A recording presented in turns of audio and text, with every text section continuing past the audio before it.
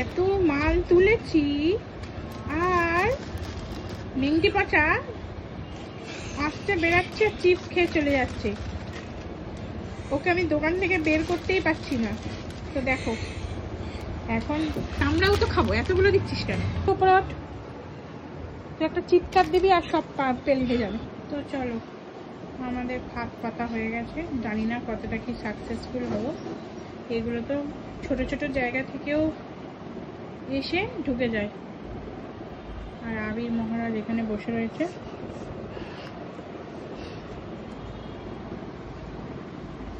যেদিন কাস্টমার আসে আমার মাল চারিদিকে ছড়ানো ছিটানো থাকে জানো। এই যে যেরকম এখন এসেছিল, সব নিচে লাট খেয়ে রয়েছে। আর এরকম যদি উপদ্রব করে মাল রাখবো কিভাবে এদের জ্বালায়। কতগুলো কেটে দিয়েছে জানো।